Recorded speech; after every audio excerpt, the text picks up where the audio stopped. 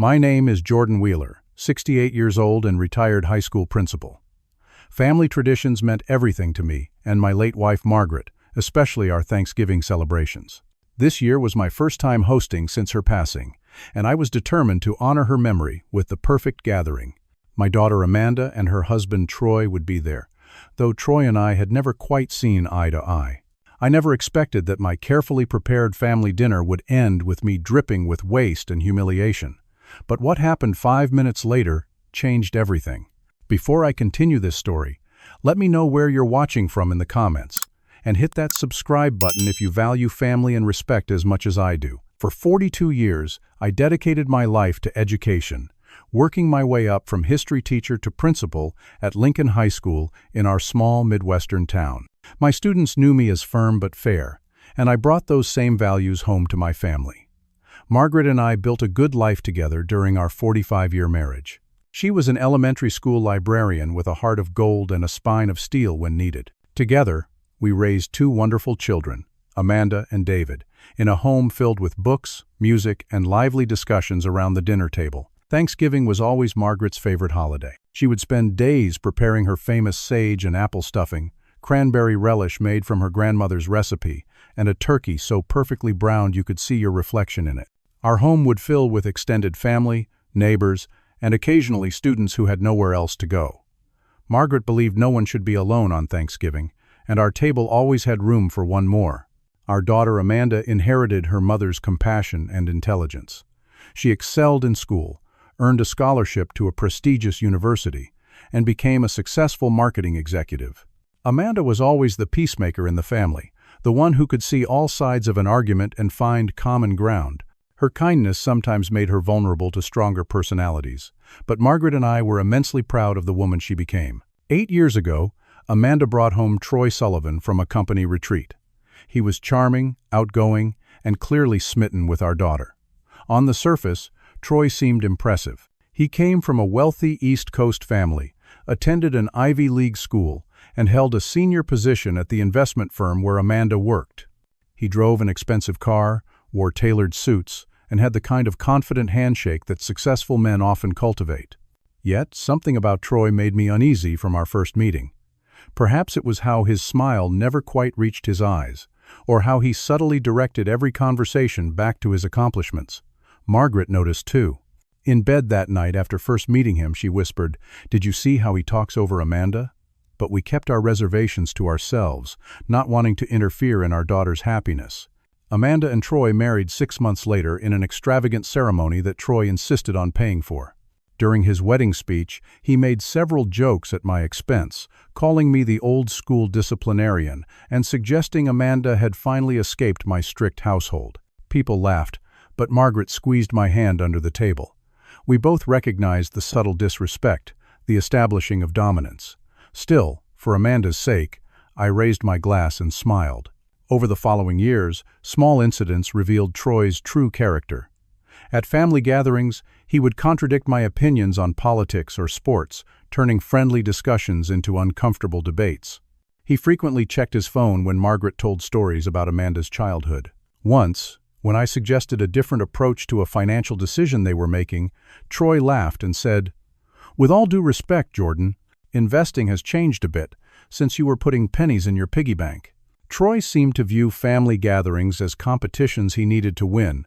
If I grilled steaks for a summer barbecue, Troy would comment on how his father's private chef prepared them better. If David talked about his recent promotion, Troy would steer the conversation to his own larger salary or company perks. These moments were brief but cumulative, creating a pattern of subtle hostility that everyone felt but no one acknowledged. For years, I bit my tongue for Amanda's sake. I saw how she would tense up when Troy and I interacted, how she would quickly change the subject or laugh nervously to diffuse tension. Margaret was better at handling Troy, using her librarian's tact to redirect his more objectionable behavior. "Troy," she would say with a warm smile that somehow still conveyed firmness, "I would love to hear what you think about the book Amanda mentioned you were reading." When Margaret was diagnosed with cancer 3 years ago, Troy showed a surprising amount of support. He and Amanda visited regularly during her treatment, and Troy used his connections to get consultations with top oncologists. For a while, I thought perhaps I had misjudged him. But even in this crisis, his true nature occasionally surfaced. Once, when Margaret was particularly weak from chemotherapy, I overheard Troy telling Amanda that your mother should try to be more positive. Attitude is everything with cancer. Margaret passed away 14 months ago, leaving an enormous hole in our lives. Amanda threw herself into work, while I adjusted to the silence of an empty house filled with memories. Without Margaret's diplomatic presence, the tension between Troy and me grew. At the memorial service, Troy took control of the arrangements I had carefully planned with the funeral director. At the first Christmas without Margaret, Troy announced they would be spending the holiday with his family instead. In recent months, Amanda had begun dropping hints that she and Troy were having financial difficulties despite their substantial salaries. She mentioned Troy's investments and business opportunities with a forced brightness that concerned me. When she called to say they couldn't help with the family vacation we had planned because of temporary cash flow issues, I suspected there was more to the story. So when Amanda suggested they help me host Thanksgiving this year in my home, I was both surprised and hopeful. Perhaps this would be an opportunity to repair our strained relationship, to find some common ground without Margaret's mediating presence. I hoped that by opening my home and continuing Margaret's traditions, we might heal some of the wounds that had formed over the years. I never imagined that this Thanksgiving would become the most humiliating and ultimately transformative day of my life. I spent weeks preparing for Thanksgiving, determined to honor Margaret by maintaining her high standards. I pulled out her handwritten recipe cards, yellowed with age and spattered with the evidence of decades of use. The familiar sight of her flowing handwriting brought both comfort and fresh grief. I found myself talking to her as I chopped onions and celery for the stuffing, asking, "Did you use 2 tablespoons or 3, Margaret?" and then finding the answer right there on the card. I woke at dawn on Thanksgiving Day to begin cooking. The 20-pound turkey had been brining for 2 days according to Margaret's specifications. I prepared her cornbread stuffing with chestnuts and sage, mashed potatoes with roasted garlic, green bean casserole with homemade mushroom sauce rather than canned soup, and sweet potato casserole topped with pecans and brown sugar. For dessert, I baked both pumpkin and apple pies from scratch, including the crusts, which had always been Margaret's specialty. Amanda arrived early to help, wearing one of Margaret's old aprons she had taken home after the funeral.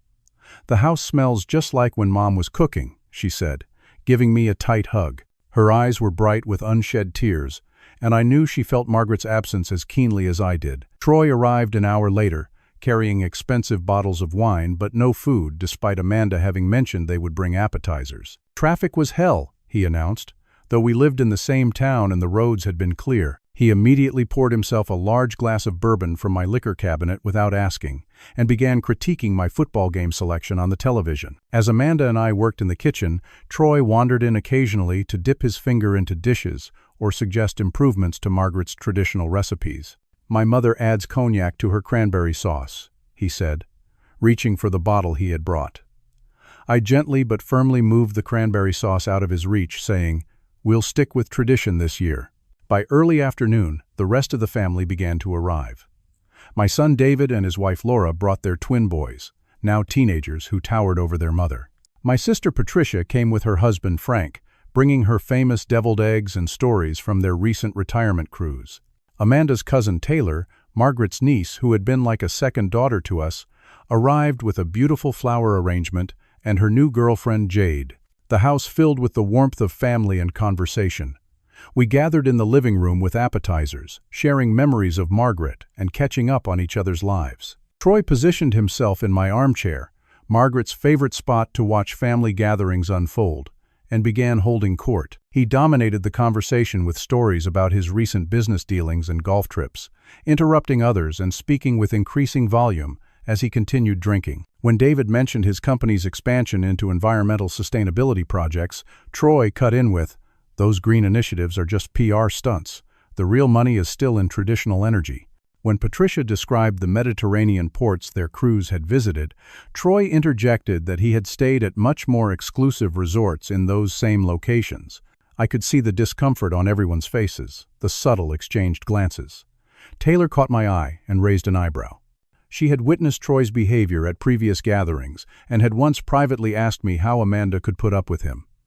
I gave a small shrug in response to her unspoken question and tried to redirect the conversation. "Who wants to see the turkey?" I asked, leading everyone to the kitchen for the grand reveal. The bird was perfect, golden brown and succulent.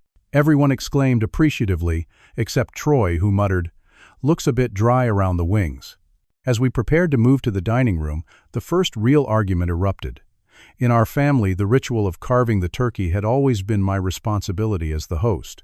Margaret would present me with her father's carving set, and I would carefully slice while everyone watched. It was a small tradition but meaningful. "I should carve this year," Troy announced, reaching for the knife set I had laid out. "I took a butchery class last spring." "Troy," Amanda said quietly, "Dad always carves. It's tradition." "Traditions evolve," Troy said with a dismissive wave. "No offense, Jordan, but your hands aren't as steady as they used to be." I felt a flash of anger, but kept my voice level. "My hands are perfectly steady, Troy. I've been carving turkeys since before you were born." Troy's face hardened. "Just trying to help the old man out," he said, but his tone conveyed no helpfulness, only challenge. The kitchen fell uncomfortably silent. David cleared his throat, and Patricia suddenly became very interested in rearranging the cranberry sauce in its bowl. I saw Amanda's pleading look and made the decision to keep peace on Margaret's favorite holiday. "Actually," I said, forcing a smile, "it might be nice to start a new tradition this year. Troy, you're welcome to do the honors." The triumphant look that flashed across Troy's face confirmed that this had never been about the turkey. It was about dominance, about demonstrating his authority in my home. He took the carving knife and fork with exaggerated ceremony, then proceeded to hack at the turkey while delivering a monologue about the proper carving technique he had learned. The beautiful bird was soon reduced to uneven chunks, rather than the neat slices it deserved. Amanda helped me carry the sides to the dining table, whispering, "Thank you for being flexible, Dad." I nodded, swallowing my frustration. Margaret would have wanted harmony today, above all else. As we all took our seats around my dining room table, set with Margaret's best china and silver, I tried to recapture the festive spirit despite the tension. The table looked beautiful, with autumn-colored candles and the flower arrangement Taylor had brought serving as a centerpiece.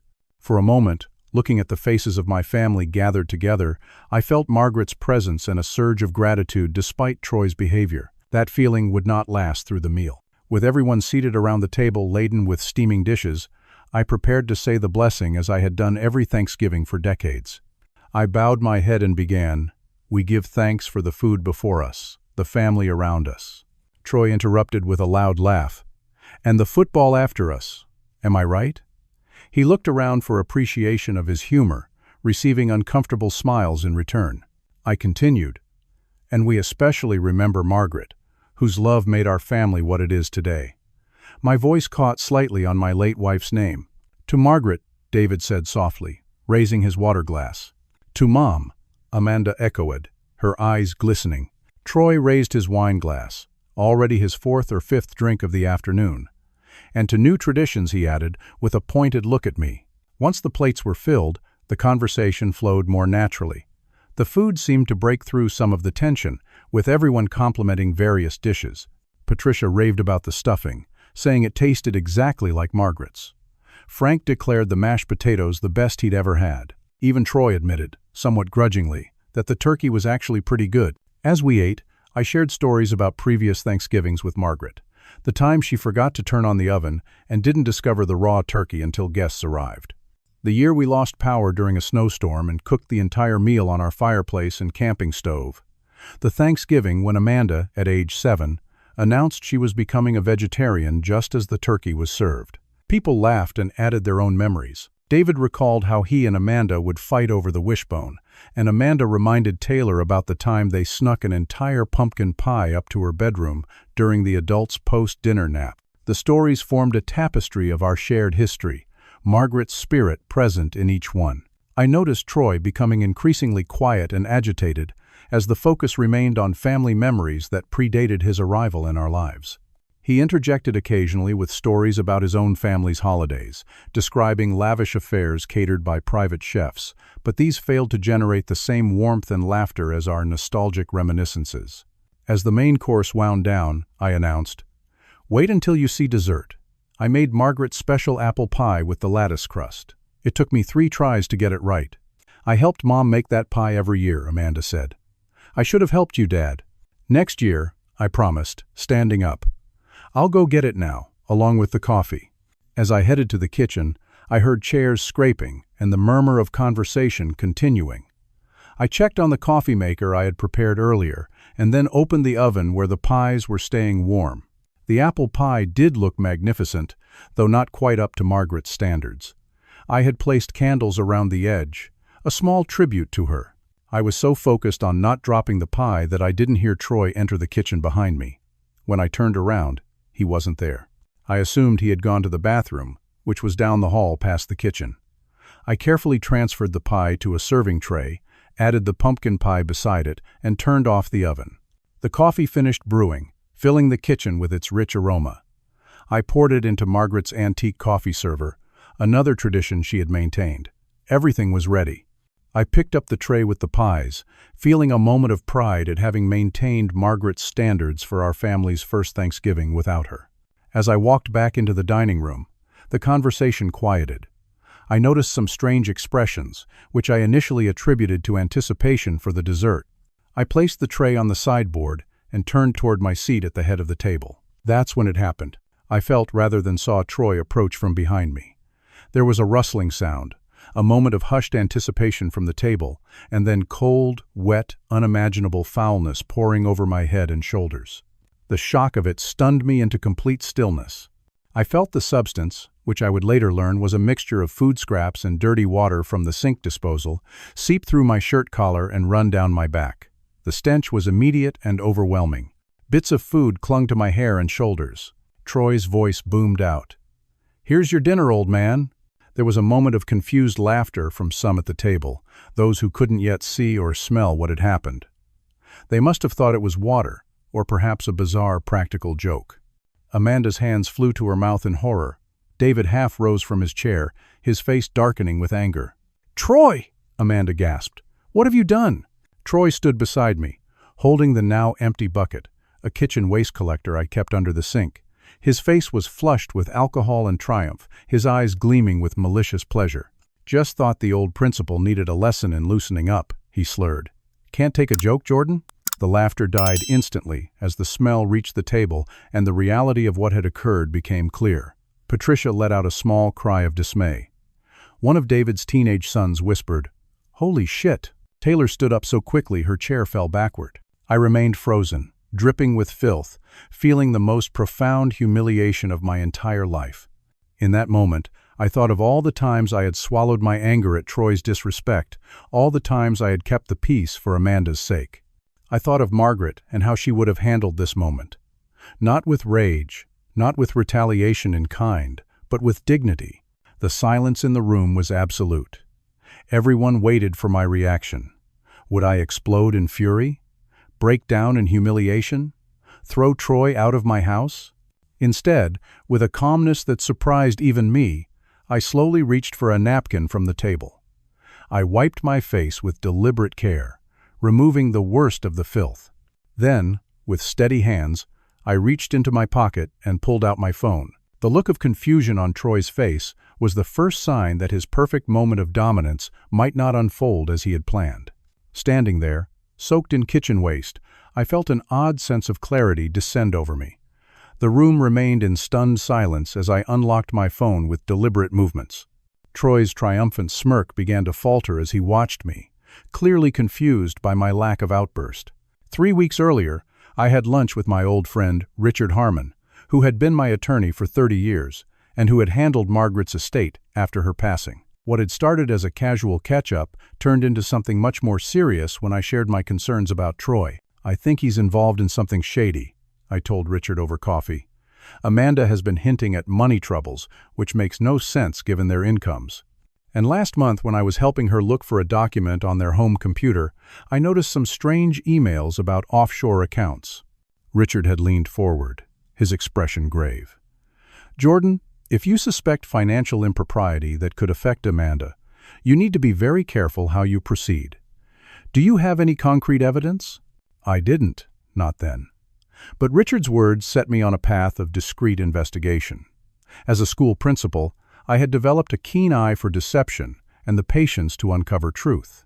I began paying closer attention to Troy's business conversations, noting names and companies he mentioned. I used my basic computer skills to research his business partners and investments online. Most importantly, I reached out to a former student who now worked in financial crimes investigation for advice on what to look for. What I discovered was deeply troubling. Troy had been running a sophisticated investment scheme, using his position at the firm and his personal charm to convince wealthy clients to invest in non-existent development projects. He was also embezzling from his legitimate business partners, skimming money from their joint ventures into private accounts. I found evidence suggesting he had been falsifying documents and tax returns for years. I had compiled this information methodically, unsure of how or when to use it, or whether to use it at all. My primary concern was protecting Amanda, who I suspected had no knowledge of her husband's criminal activities. I had considered going directly to her, but feared she wouldn't believe me without irrefutable proof. I had even wondered if I was overreacting, seeing criminality where there might just be aggressive business tactics. But standing in my dining room, dripping with garbage, I knew the time for hesitation had passed. Troy had shown his true character to everyone present. He had crossed a line that couldn't be uncrossed. "What are you doing?" Troy asked, his voice holding the first note of uncertainty I'd ever heard from him. "Making a call," I replied calmly. I pressed a number on my speed dial. "To who? The senior citizen complaint line?" Troy attempted another joke, but it fell flat in the tense atmosphere. "Actually, to Stanley Wright," I said. The change in Troy's expression was immediate and dramatic. His face paled, and the smirk vanished entirely. Stanley Wright was one of his primary business partners and investors, someone Troy had mentioned numerous times, with a mixture of respect and fear. "Why would you call Stan?" Troy demanded, his voice higher than normal. "Because he and the others should know what kind of man they're working with," I said simply, then into the phone. "Stanley? Jordan Wheeler here. Yes, Amanda's father. I apologize for calling on a holiday, but there's something urgent we need to discuss regarding Troy. Actually, I think it would be best if you came to my house right now." "Yes, I understand it's Thanksgiving. Trust me, this can't wait." As I ended the call, Troy lunged forward and tried to grab my phone. "What the hell are you doing? That was a private business contact." David immediately stood and moved between us. "Back off, Troy. You've done enough." Troy looked around wildly, suddenly seeming to realize how the situation had shifted. The family members who moments ago had witnessed his power play were now staring at him with expressions ranging from disgust to outright hostility. "Amanda," he appealed to my daughter, "your father is interfering in my business. You need to tell him to stop." Amanda sat rigid in her chair, her face a mask of shock and embarrassment. "What business, Troy? What is Dad talking about?" "Nothing. He's a bitter old man trying to cause problems because he can't take a joke." Troy attempted to regain control of the narrative. "It was just water with a little food coloring. Everyone needs to calm down." "It was not water," Taylor said sharply. "We can all smell it, Troy." I excused myself to clean up, moving with the same deliberate calmness that seemed to be unnerving Troy more than any angry outburst would have. David's son Jake volunteered to help me, following me to the bathroom. "Grandpa, are you okay?" Jake asked as he handed me a clean towel. His young face was creased with concern beyond his years. "I'll be fine, Jake," I assured him, stripping off my soiled shirt and using a washcloth to clean the worst of the mess from my hair and skin. Sometimes in life, you have to stand up to bullies, no matter how old you are. Jake helped me find a clean shirt in my bedroom. As I changed, I could hear raised voices from the dining room. Troy and Amanda were arguing, their words indistinct but the tone unmistakable. In the privacy of my bathroom, staring at my reflection in the mirror, I had a moment of doubt. Was I doing the right thing? Margaret had always valued peace and forgiveness above confrontation. What would she advise me to do now? As if in answer, I remembered something Margaret had told me during our last Thanksgiving together, when we were discussing a difficult situation with a troubled student at my school. "Kindness without boundaries isn't kindness at all," she had said. "It's enabling. Sometimes the most compassionate thing you can do is hold someone accountable." Strengthened by this memory, I returned to the dining room, now wearing a clean shirt and with my hair damp but clean. Troy was pacing near the doorway, phone in hand, having what appeared to be a tense conversation with someone. Amanda sat at the table, her face in her hands. The rest of the family had congregated in small groups, speaking in hushed tones. I went to Amanda first, placing a gentle hand on her shoulder. "I'm sorry this is happening today," I said, "but there are things you need to know about Troy. Things I've discovered recently." Before I could elaborate, the doorbell rang. Troy's head snapped up, his face now showing clear panic. "Don't answer that," he commanded. "This is my house," I reminded him, moving toward the door with renewed purpose. "And it's time for truth." The unexpected guests had arrived, exactly 5 minutes after my call. I opened my front door to find 3 people standing on my porch, looking distinctly uncomfortable at being summoned to a stranger's home on Thanksgiving. Stanley Wright I recognized from photos online. A tall, distinguished man in his 60s with silver hair and piercing blue eyes, he had made his fortune in commercial real estate. Beside him stood a younger man and woman, both dressed in business casual attire despite the holiday, who I would later learn were Martin Chen, Troy's direct supervisor at the investment firm, and Abigail Winters, a major client. "Mr. Wheeler?" Stanley extended his hand. "I apologize for intruding on your family gathering, but your call sounded urgent." "Please come in," I said, shaking his hand firmly. "I appreciate you coming on such short notice, especially today. There's something you all need to see." As I led them into the dining room, the atmosphere was thick with tension. Troy stood frozen, his face a mask of barely controlled panic as he saw who had arrived. Amanda looked confused and frightened. The rest of the family had moved to the periphery of the room, silent witnesses to the unfolding drama. "Stan, Martin, Abby," Troy said, attempting a casual tone that fell painfully flat. "What are you all doing here? This is a family dinner." Stanley's eyes narrowed as he took in the scene, his gaze lingering on the obvious signs of disruption, the half-eaten meal, and the faint smell of garbage that still permeated the room despite my cleanup efforts. "Your father-in-law called with some concerns," Stanley said carefully. "He indicated it was a matter that couldn't wait." "Jordan is confused," Troy said quickly. "He's been under stress since his wife passed. Whatever he told you is a misunderstanding." I retrieved my laptop from the study and placed it on the cleared section of the dining table. "I wish it were just a misunderstanding, but I have documentation that suggests otherwise." For the next 20 minutes, I methodically presented the evidence I had gathered. Bank statements showing irregular transfers to accounts in the Cayman Islands. Emails I had forwarded from Amanda's computer with Troy's permission weeks ago when helping with a technical issue. Discrepancies in project budgets that Troy had left open on his laptop during a previous family visit. Falsified investor documents with Stanley's forged signature. Tax records showing dramatic underreporting of income. As I laid out each piece of evidence, Troy's face cycled through expressions of disbelief, anger, and finally, when he realized the thoroughness of my documentation, something close to defeat. "You've been investigating me?" Troy finally sputtered. "What gives you the right? This is invasion of privacy." "I started looking into your finances because I was worried about Amanda," I explained calmly. "She mentioned money troubles, which seemed strange given your positions. At first, I just wanted to make sure my daughter wasn't heading for financial problems. What I found suggested something much more serious." Stanley Wright's face had grown increasingly grim as he examined the documents. "Troy, is this true? Have you been diverting funds from the Charleston project?" Martin Chen was scrolling through emails I had printed out. "These client account statements have been altered. The numbers don't match our official records." Troy attempted to regain control of the situation, his charm surfacing one last time. "This is all a misunderstanding. These documents lack context. If we could discuss this privately, I can explain everything." "I think we've had quite enough privacy," Abigail Winters said sharply. She turned to Amanda. "Did you know about any of this?" Amanda looked stricken.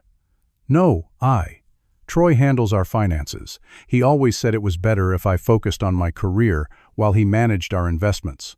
Troy turned on me, desperation evident in his voice.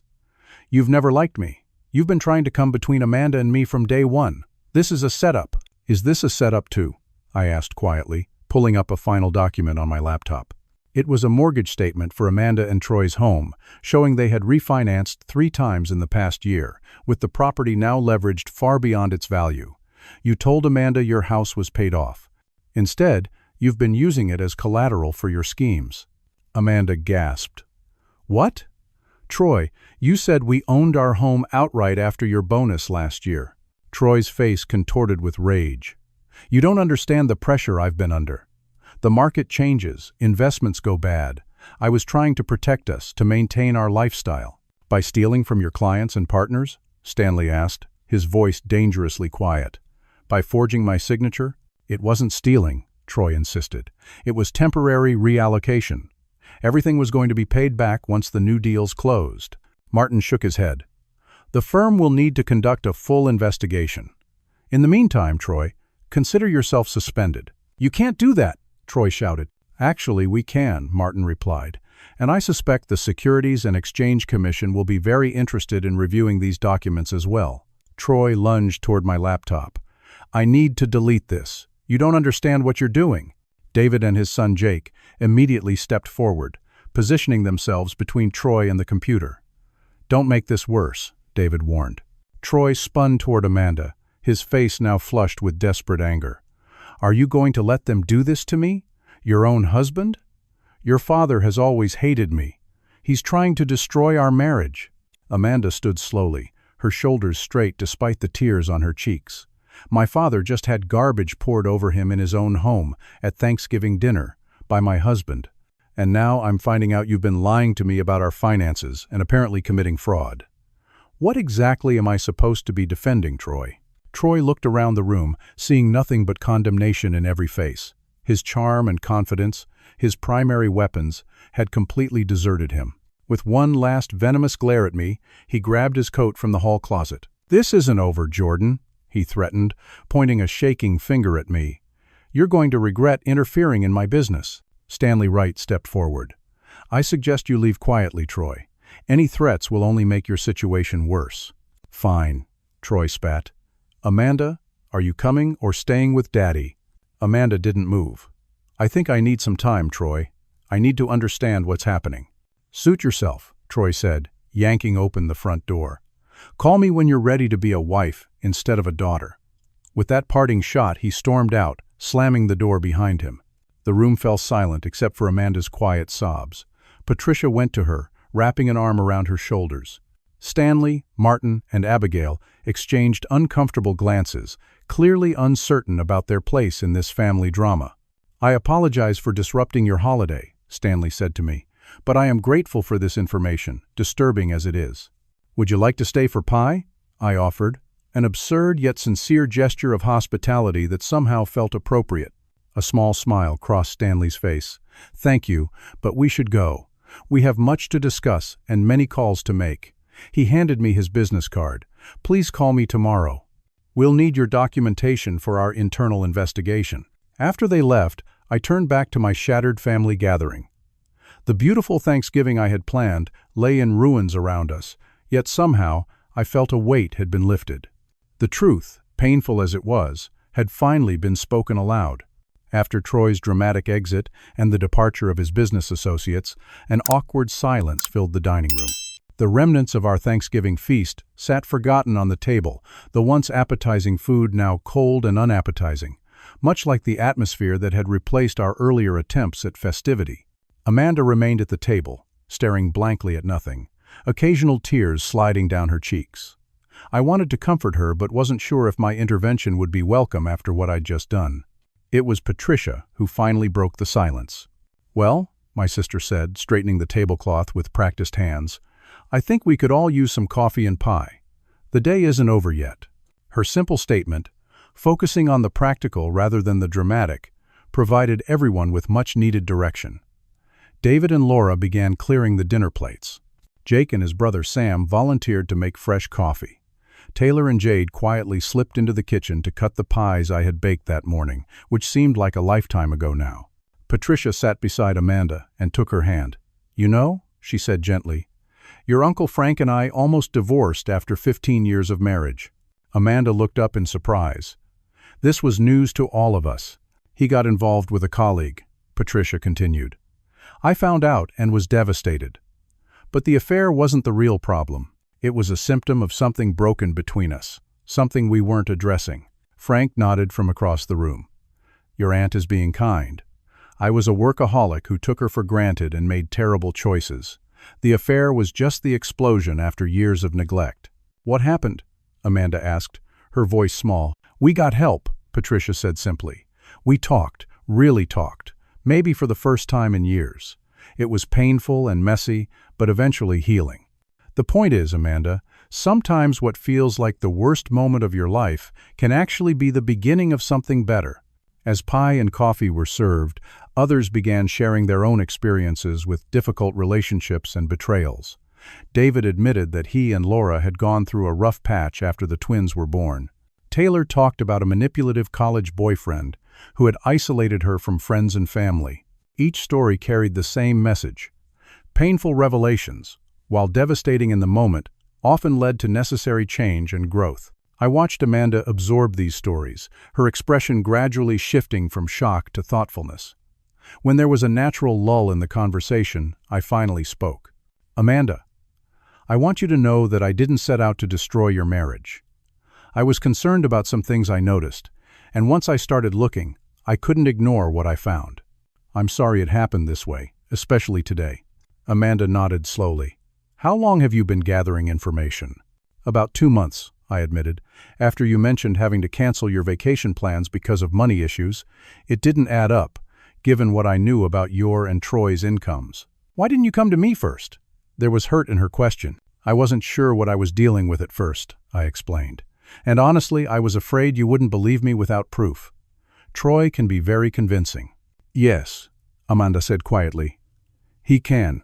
As the evening progressed, our impromptu support group continued. The business partners Troy had been defrauding called again, asking for additional documentation, which I provided. Amanda listened to these conversations with growing understanding of the extent of Troy's deceptions. Around 9 o'clock, after the rest of the family had gone home with leftovers and heartfelt hugs, Amanda and I sat alone in the living room. The house was quiet except for the ticking of the grandfather clock that had been Margaret's pride and joy. "Dad," Amanda said finally, "I think I need to tell you something." Over the next hour, Amanda revealed aspects of her marriage I had suspected but never confirmed. Troy's controlling behavior had begun subtly, with comments about her clothes or friends. Gradually, he had taken over their finances completely, giving her an allowance despite her executive salary. He had discouraged her from spending time with family, especially after Margaret's death, claiming I was depressing to be around. Most disturbingly, he had begun criticizing her constantly, undermining her confidence, and making her dependent on his approval. "I kept thinking it was my fault," she said, wiping away tears. "That if I were a better wife, more supportive, more understanding, he wouldn't get so angry. Mom always tried to hint that his behavior wasn't normal, but I didn't want to see it. Your mother worried about you," I said gently. "We both did. But we also respected that you needed to make your own choices." Amanda looked around the living room, at the photos of our family through the years. "Do you think I could stay here tonight? I don't want to go home yet." "Of course," I said immediately. "The guest room is always ready. You can stay as long as you need." That night, as I lay in bed staring at the ceiling, I heard Amanda crying quietly in the guest room across the hall. Every parental instinct urged me to go comfort her, but I knew this was grief she needed to experience on her own. The death of illusions, while necessary, is still painful. The next morning, Troy began calling and texting Amanda incessantly. His messages cycled between rage, self-pity, and manipulation. He accused her of betraying him, then begged for understanding, then threatened her with financial ruin if she didn't fix things with his business partners. Amanda read each message with increasing clarity, as if scales were falling from her eyes. "He's never going to take responsibility," she realized aloud over breakfast. "It's always someone else's fault." By midday, we received word that Troy's business partners had contacted their attorneys and were preparing to file formal complaints against him. Martin called to inform Amanda that an internal investigation at the firm had uncovered evidence supporting my allegations. Troy had been formally terminated, effective immediately. While Amanda was on the phone with Martin, I checked my email to find a message from one of Troy's clients, thanking me for bringing the fraud to light. Apparently, Troy had been stealing from several wealthy retirees who had trusted him with their life savings. The amounts involved were substantial enough that criminal charges seemed inevitable. That afternoon, Amanda called a locksmith and an attorney. With my encouragement, she decided to secure her own finances before confronting Troy. We discovered that Troy had already withdrawn large sums from their joint accounts that morning, leaving them nearly empty. The attorney advised Amanda to freeze their remaining assets immediately and file for legal separation to protect herself from Troy's mounting debts. "He's been planning for this," Amanda realized as we drove to the bank. "He always had a backup plan in case he got caught. I just never thought I'd be one of his victims." My heart ached for my daughter, facing the collapse of her marriage and financial security simultaneously. Yet beneath my sadness, I felt a growing pride in her resilience. The Amanda emerging from this crisis was stronger and more clear-eyed than the woman who had arrived at my house the previous day. That evening, as we sat on the porch with cups of tea, watching the last light fade from the sky, Amanda looked over at me with a small smile that reminded me powerfully of her mother. "I keep thinking about something Mom used to say," she mused, "about how some people come into our lives as blessings and others come as lessons." "She was a wise woman, your mother." Amanda nodded. "Troy was definitely a lesson, a painful, expensive lesson." "The most valuable kind," I replied. And we sat in companionable silence as darkness settled around us, the first step in a long journey of healing for us both. 1 month after that fateful Thanksgiving, I stood in the doorway of my guest bedroom watching Amanda pack the last of her belongings into a suitcase. She had been staying with me while getting back on her feet, both emotionally and financially. Today she was moving into her own apartment, a modest 1-bedroom, in a safe neighborhood that she could afford on her salary alone. "Need any help with that?" I offered, noting how much lighter she seemed compared to a month ago. The dark circles under her eyes had faded, and her movements had regained their natural confidence. "I've got it, Dad," she smiled. "But you can carry the plant Taylor gave me as a housewarming gift. It's heavy." In the weeks following Thanksgiving, the full extent of Troy's financial crimes had become clear. Stanley Wright and the other business partners had filed civil lawsuits, seeking to recover millions in misappropriated funds. The investment firm had conducted a thorough audit and discovered Troy had been running his scheme for years, carefully covering his tracks until my investigation unraveled his web of deception. Most seriously, the Securities and Exchange Commission and FBI had opened investigations, suggesting federal charges were forthcoming. Troy himself had fled to his parents' vacation home in Florida immediately after Thanksgiving. His initial barrage of angry calls and texts to Amanda had gradually decreased as the legal consequences mounted. His final message, sent 2 weeks ago, had been uncharacteristically subdued.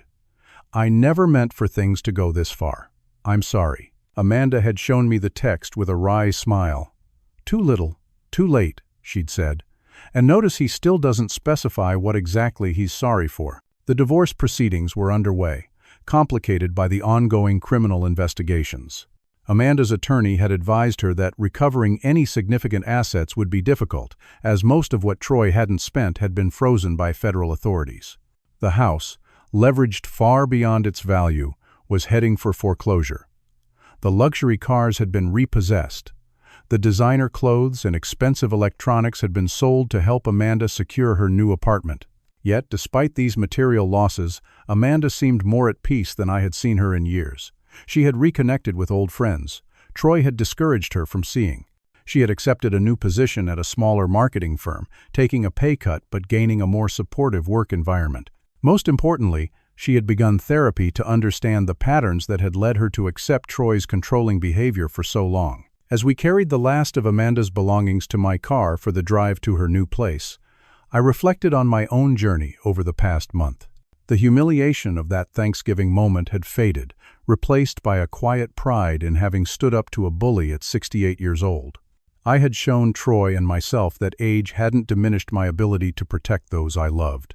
Many of my friends and former colleagues had reached out after hearing what happened. Troy had apparently made enemies throughout our community with his arrogant behavior, and several people shared stories of their own negative interactions with him.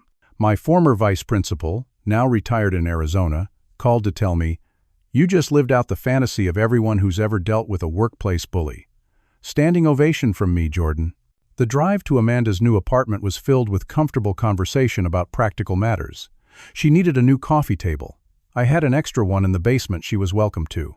She was thinking of adopting a cat for companionship. I suggested checking the shelter where Margaret had volunteered. After helping Amanda arrange her furniture and unpack her kitchen supplies, We ordered pizza and sat on her new second-hand couch, admiring the simple space that represented her fresh start.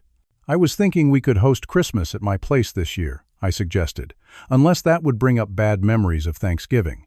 Amanda shook her head. "Actually, I've been thinking about Thanksgiving a lot.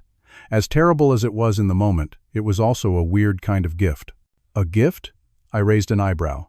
If Troy hadn't shown his true self so dramatically, I might have kept making excuses for him for years, she explained. And if you hadn't been investigating already, his financial crimes might have gotten even worse. Who knows how many more people would have been hurt, or how much deeper in trouble I would have been. I considered this perspective. Your mother used to say that sometimes the most painful moments contain the greatest opportunities for growth. Amanda smiled at the mention of Margaret. Mom would have handled it all with more grace than either of us.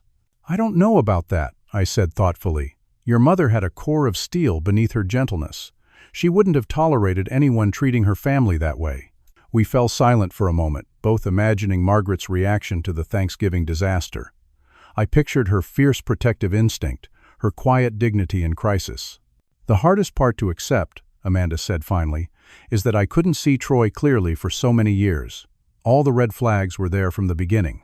"Hindsight makes everything obvious," I reminded her. "Troy was skillful at presenting a certain image to the world. He fooled many successful, intelligent people, not just you. Still, there were moments when I knew something wasn't right, but chose to ignore my instincts," Amanda admitted. "I wanted the life he promised so badly that I was willing to overlook the price I was paying for it." This struck me as a profound insight, one that applied not just to Amanda's marriage, but to many of life's disappointments. How often do we ignore warning signs because we're invested in a particular outcome or narrative? As the evening wound down, and I prepared to leave Amanda in her new home, I felt a complex mixture of emotions. Sadness for the pain my daughter had endured, anger still at Troy's cruelty and deception. But predominant was a sense of optimism about Amanda's future and pride in her resilience. At the door, Amanda hugged me tightly. "Thank you, Dad. Not just for letting me stay with you, but for seeing what I couldn't see and having the courage to act on it." "That's what family does," I said simply. "We see each other clearly and love each other anyway." Driving home to my empty house, I thought about the lessons of the past month. At 68 years old, I was still learning about standing up for myself, about the balance between keeping peace and maintaining dignity. I thought about how Margaret would be proud of how Amanda and I had weathered this crisis together, emerging stronger on the other side. The house felt different when I returned, less haunted by Margaret's absence. Perhaps because I now had a new appreciation for the strength she had instilled in our family, the values that continued to guide us even without her physical presence. I made myself a cup of tea in Margaret's favorite mug and sat in my armchair, feeling an unfamiliar contentment. Life would never be perfect. Amanda faced challenges rebuilding her financial security and learning to trust again. I still missed Margaret every day. Troy's actions had created ripples of harm that would take time to resolve. Yet sitting there in the quiet of my home, I felt a deep certainty that we would be okay. Sometimes the most powerful response to humiliation isn't rage or revenge, but simply standing in your truth with dignity. Sometimes the most meaningful victory isn't destroying your opponent, but reclaiming your self-respect and protecting those you love. And sometimes, the worst day of your life becomes a turning point towards something better than you could have imagined. If you're facing your own challenging family situation or dealing with someone who doesn't treat you with respect, I hope my story gives you courage. It's never too late to stand up for yourself, to set boundaries, to expect basic human dignity. The people who truly love you will support you through the fallout. The others probably weren't worth keeping in your life anyway. What about you? Have you ever had to stand up to a family bully or discovered a betrayal from someone you trusted? How did you handle it? Share your story in the comments below. And if this story resonated with you, please consider subscribing to my channel and giving this video a thumbs up. Your support helps me continue sharing these life lessons. Thank you for listening, and remember, sometimes the worst moments contain the seeds of our best future. Take care of yourselves and each other.